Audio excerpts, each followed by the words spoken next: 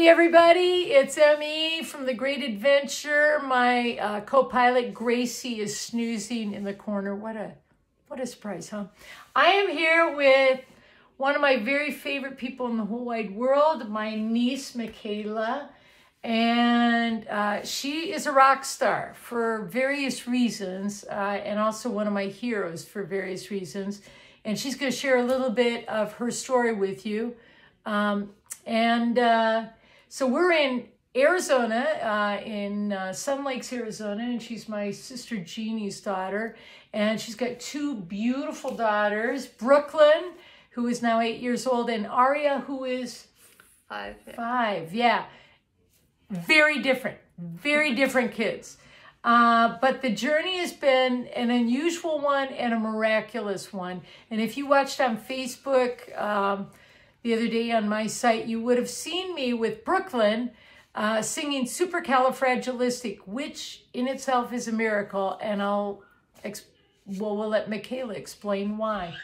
Yeah. Why don't you share a little bit? Yeah, so Brooklyn, my firstborn, when she was little, she was delayed in milestones, didn't really walk when she should, didn't make eye contact, wouldn't really be aware of her surroundings, really. So we, at 2.5, more people had mentioned to me, like, hey, you know, she's showing signs of this, and so...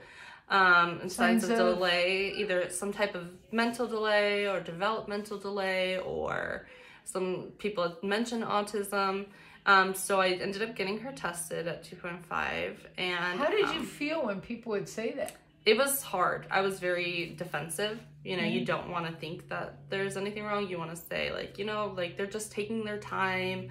And so, you know, I had times where I was defensive and I was angry with people. Yeah. And so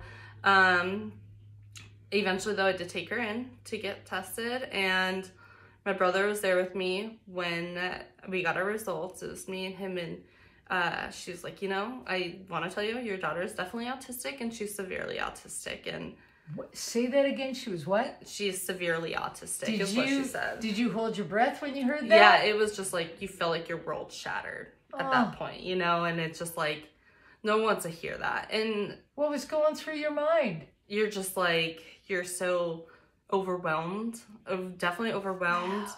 You're angry for, you know, everything.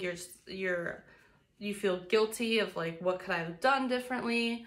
Or is it something that I did? You grieve, you know, situations that you expect to happen at some point in their life that you're like, will that ever happen now? Like, I don't know.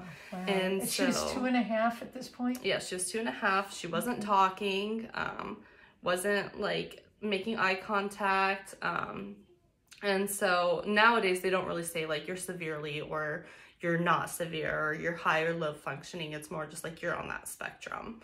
Because it is such a wide spectrum. Yeah, and what a death knell, severely. Yeah, so that, I'll never forget her saying that, because it just, like, hits you, you know, and you're like, yeah, what do you mean my kid's severely anything? You know, they're just a kid. So how do you get up the next day, and what are the next steps you take? Yeah, so she just advised me, you know, the best thing you can do is become knowledgeable with what autism is and understand how it affects your daughter.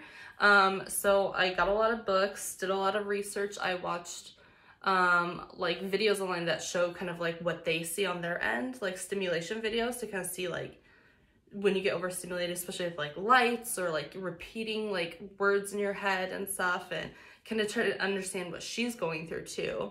And just, I got her therapy through the state, which she's still in to this day. And take note, if you are going through this, that the state is often a good resource. Yeah, I mean, even, like, she got a prescription from her doctor for, like, free pull-ups and diapers, because, like, there's so many things that you can get. You just have to know what to look for, which is so hard because you don't know at the beginning. I'm lucky I had, you know, a lot of people reach out and help me. know what kind of things to look for, but not everyone has those resources to know like and that you can. Your mom was a teacher, so Yep. she noticed the delay as Yeah, well. and so because she was a teacher, I did have those resources of people giving me information. They made me a full binder full of information that I still have to stay. And I try to give that information over to newly diagnosed adults, so like, or parents. Families, Yeah. And so we're working really hard with her so she's a flight risk, a choke risk, a self-harm risk, a drowning risk. Wow. A lot She's of a risks. risky kid. She is. Oh, And to this man. day, I still have all those risks on her because I just don't fully feel confident, like, that to take those off of, like, her, for the state's information and stuff. Yeah. And so she, at 4.5, she said her first words. And Which were? they were eyes, nose, and ears.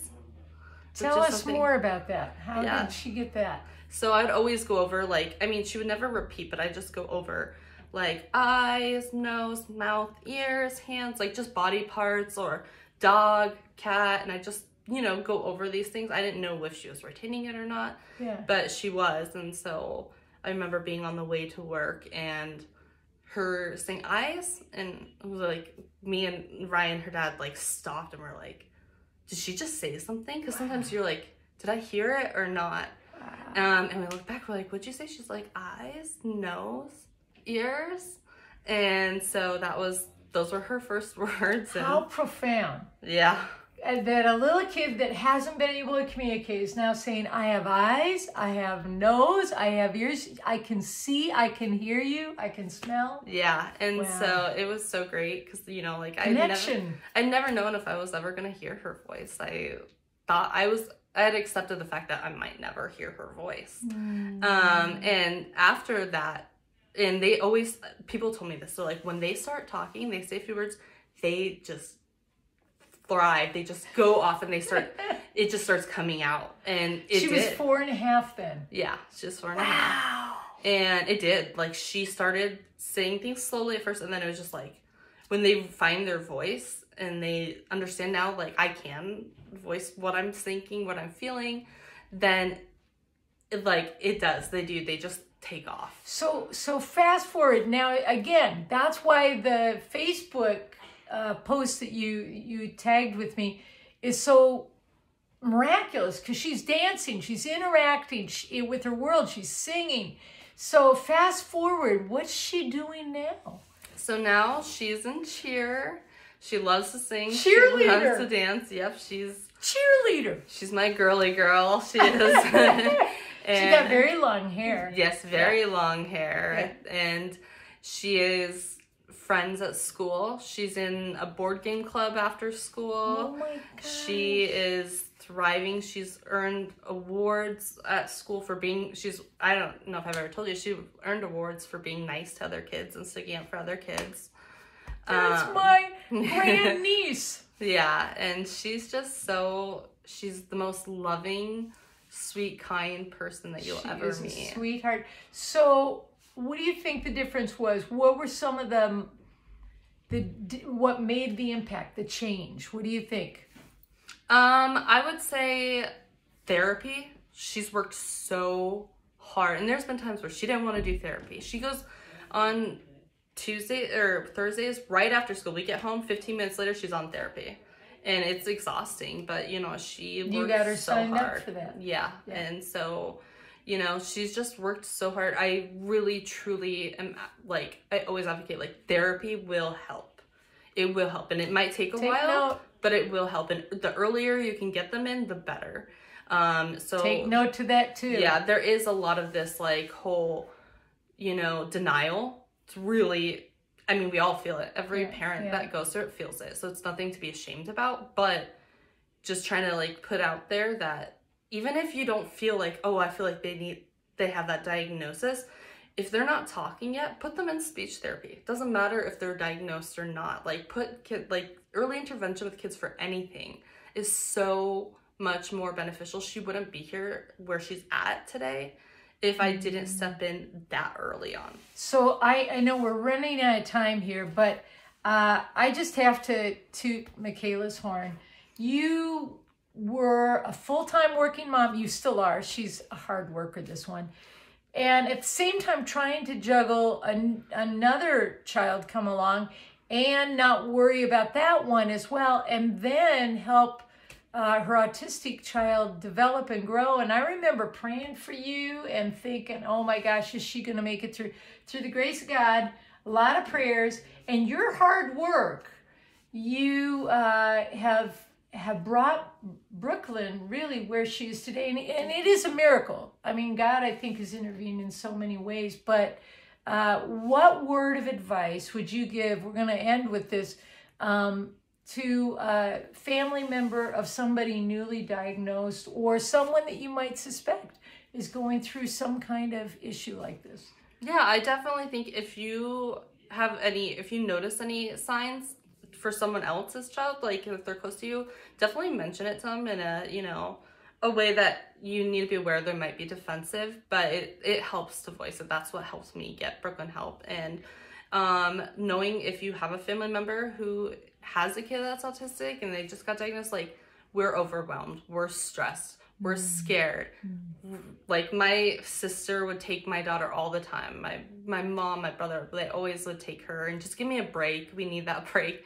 Reaching out to the communities of, whether it's a Facebook group of autistic adults or autistic parents, then it's such a warm community. We're all there for each other. We're all helping each other. We help provide resources for each other and help you're not alone. You can ask for help or ask for opinions or try and say, like, my kid does this. Is this normal? Does your kid do this? Did what?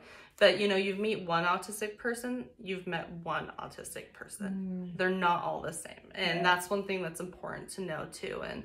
And like I mentioned before, we don't really say, like, oh, they have autism. We say they're autistic because it's who they are. And that's not, we don't like to define them by that diagnosis exactly, even though it is a diagnosis. That's just who they are. Right. And Brooklyn is a gift to all of us. We love her dearly. I love you. I'm so proud of you and proud of Brooklyn and Aria. And so from the Great Adventure, if you think about it, pray for Mikaela and Ryan and Brooklyn and Aria as they do this adventure together. It is an adventure. So thanks so much for sharing your heart. Have a great day, everybody. Thank you.